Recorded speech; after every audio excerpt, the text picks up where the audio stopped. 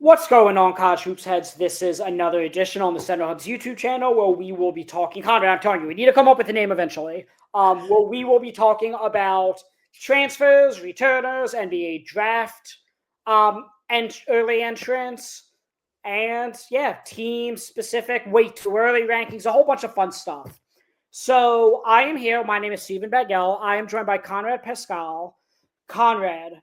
So let me ask you, we're going to talk about everything Michigan did. We're talking about Michigan right now in terms of Yaxel Lendeborg committing there, Elliot Cadeau committing there, and Morez Johnson. So that's three big names they got.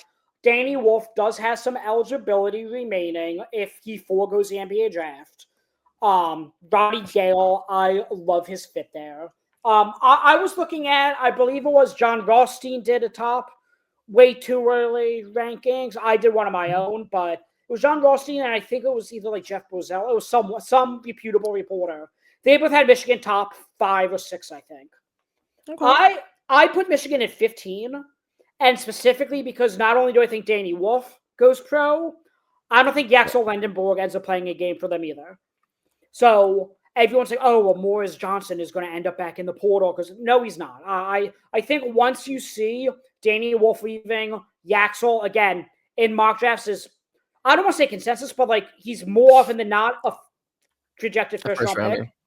Yeah. So I don't think Yaxel ends up playing the game for them. I think Wolf is definitely declaring.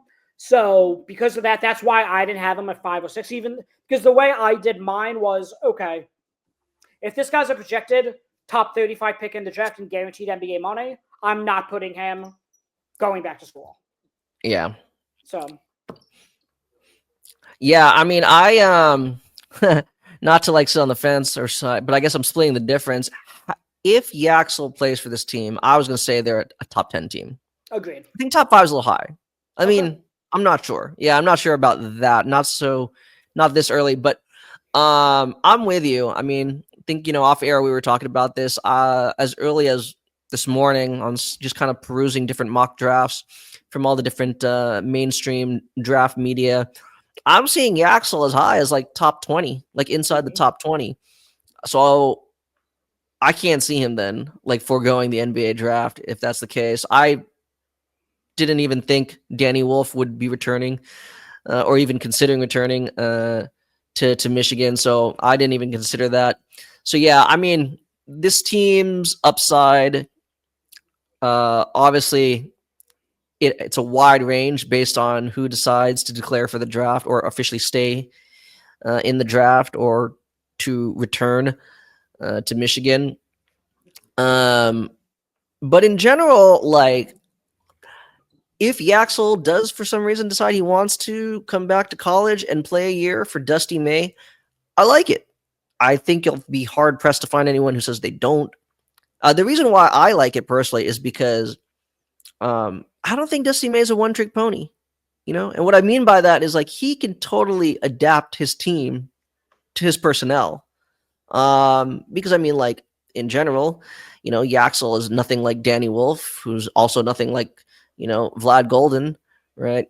But he understands how to kind of like, even if he has to get them to buy into a role, it's definitely going to be a role that they're going to be successful at, like on a consistent basis, where all the more you feel more empowered, within that role.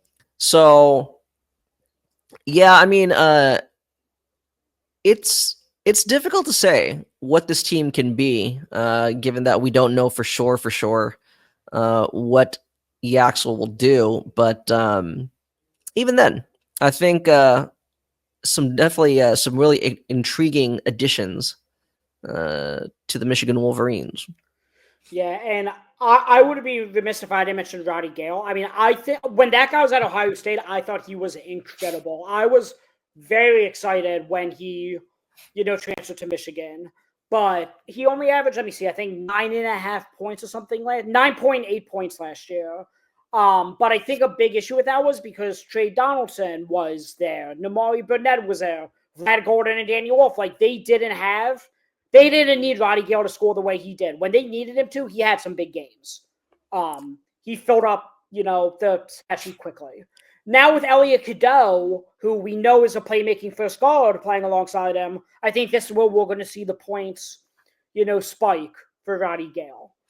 Yeah. My biggest thing is the wing. Like, even if we assume Yaxel doesn't end up, playing a game for Michigan, they still have Morez Johnson, who I think on Evan Meyer, Morez Johnson was actually the number 1 ranked transfer.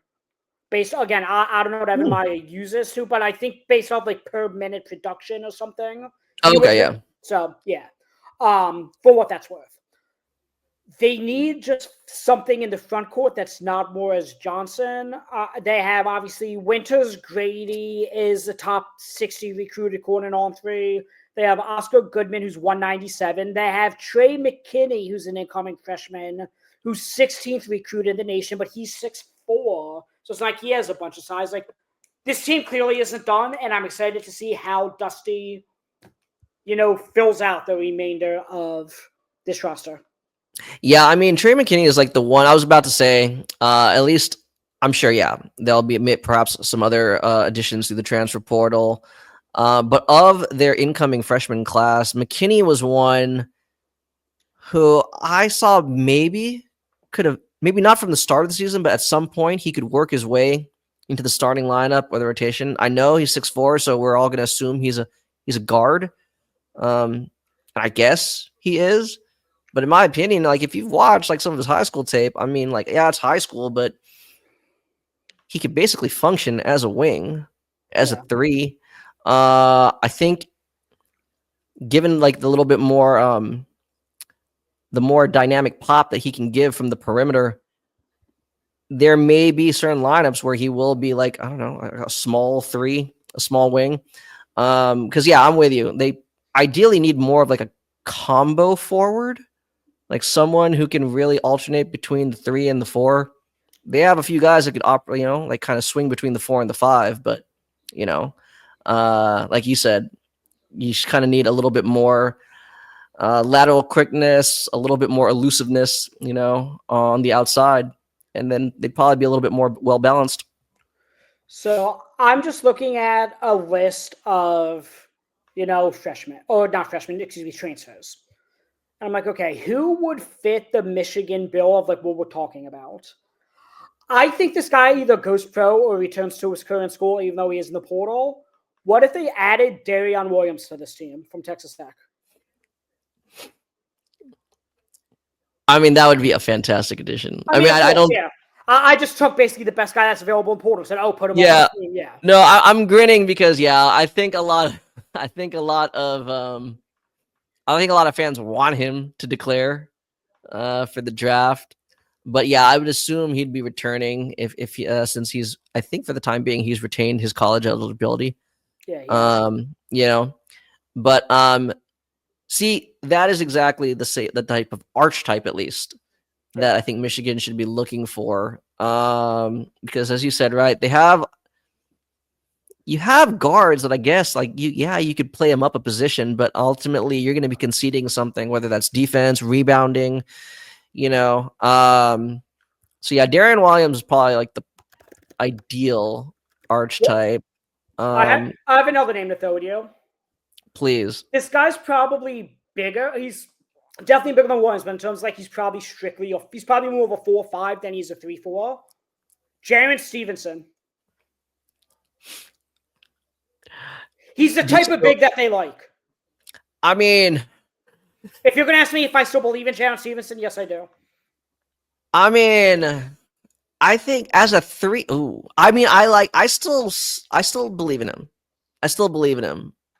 But I'm not sure I feel comfortable playing him at the 3. I know he is athletic. I know he has bounce, but I feel like, he can leverage that better against other like 4s and 5s, right? That is his advantage, right? His speed, the quick twitch muscles.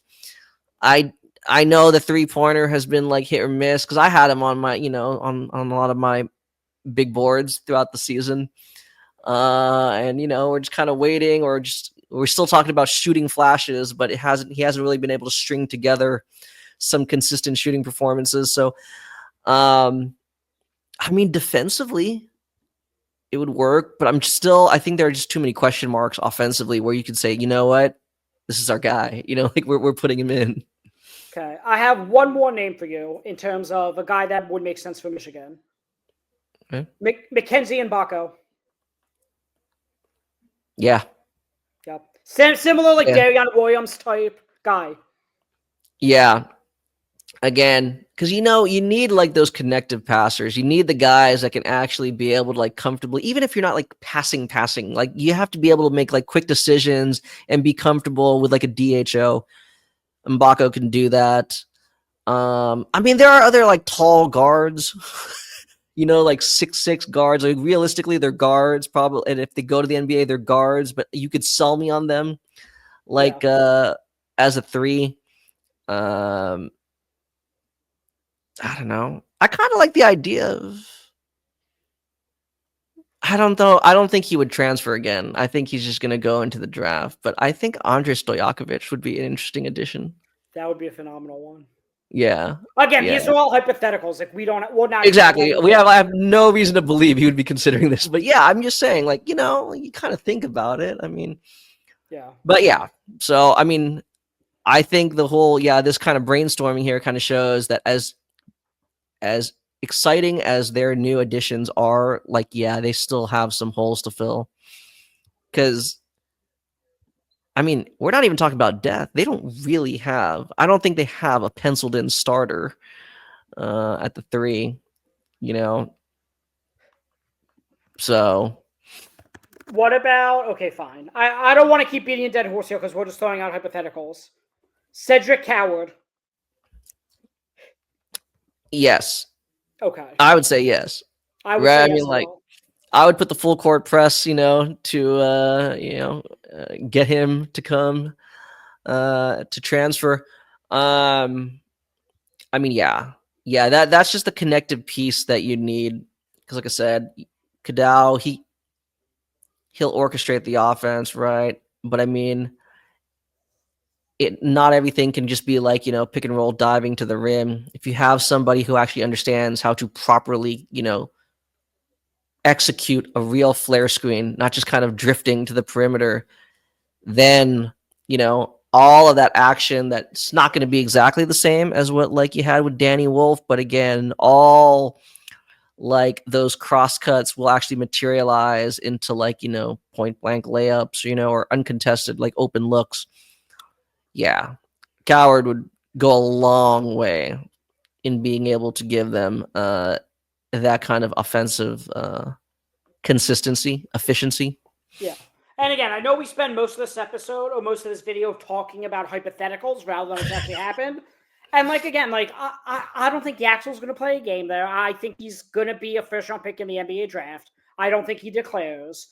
And Cadeau, like we know what he is. He's a good playmaker and maybe nothing else. I hate to say that about him, but yeah. But the point is, this is the type of guy Michigan needs. So the guys we're talking about. Yeah. And definitely. I don't doubt Dusty May will get one or 2 even of these guys. That's right. So, okay. Well, this concludes this episode or this video.